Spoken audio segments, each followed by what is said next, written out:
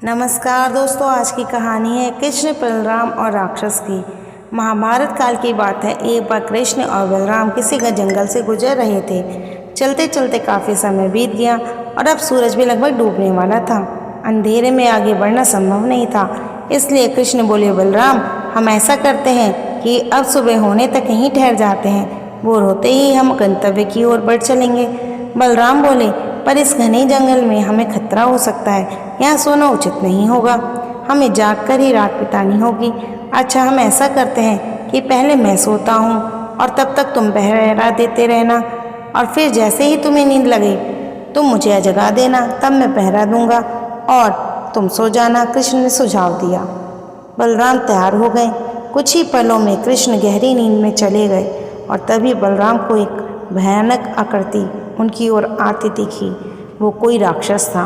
राक्षस उन्हें देखते ही जोर से चीखा और बलराम पूरी तरह डर गए। इस घटना का एक विचित्र असर हुआ। भय के कारण बलराम का आकार कुछ छोटा हो गया और राक्षस और विशाल हो गया। उसके बाद राक्षस एक बार और चीखा और पुनः बलराम डरकर कांप उठे। अब बलराम और भी सिकुड़ गए और राक्षस पहले से भी बड़ा हो गया। राक्षस धीरे धीरे बलराम की ओर बढ़ने लगा। बलराम पहले से ही भयभीत थे और उस विशालकाय राक्षस को अपनी ओर आता देख जोर से चीख पड़े। कृष्णा! और चीखते ही वह मूर्छित होकर गिर पड़े। बलराम की आवाज़ सुनकर कृष्ण उठे। बलराम को वहाँ देख उन्होंने सोचा कि बलराम पहरा देते देते थक गए और सोने से पहले उन्हें आवाज़ दे दी। अब कृष्ण पहरा देने लगे। कुछ देर बाद वही राक्षस उनके सामने आया और जोर से चीखा। कृष्ण जरा भी घबराए नहीं और बोले, बताओ, तुम इस तरह चीख क्यों रहे हो? क्या चाहिए तुम्हें? इस बार भी कुछ विचित्र घटा। कृष्ण के साहस के कारण उनका आकार कुछ बढ़ गया और राक्षस का आकार कुछ घट गया।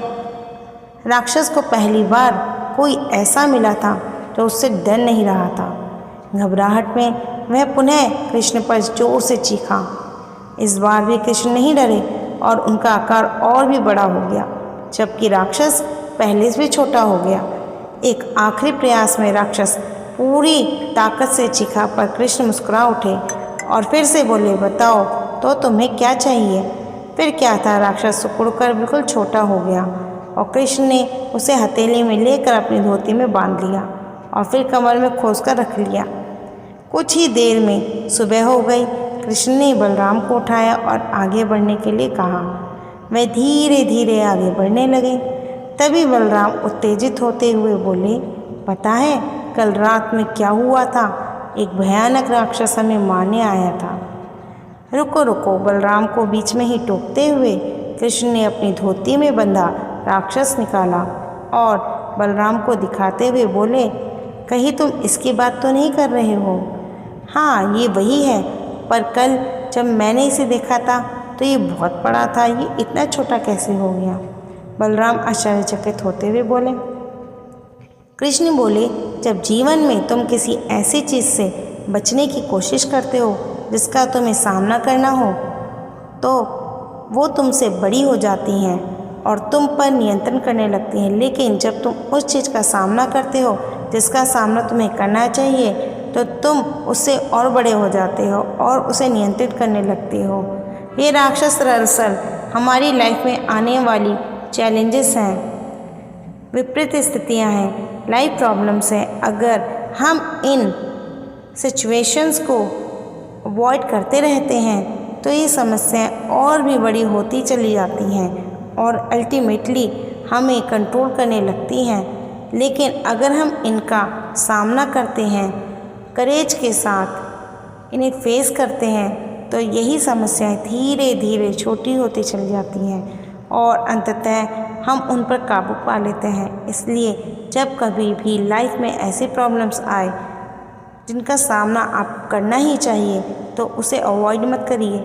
जिसे फेस करना है उसे फेस करिए, उससे बचने की कोशिश मत करिए। जब आप ऐसा करेंगे तो देखते ही देखते वे समस्या इतनी छोटी हो जाएंगी कि आप आराम से उन पर नियंत्रण कर सकेंगे और उन्हें हमेशा के लिए ख़त्म कर सकेंगे। कहानी अच्छी हो तो लाइक करें, शेयर करें और चैनल को सब्सक्राइब करें।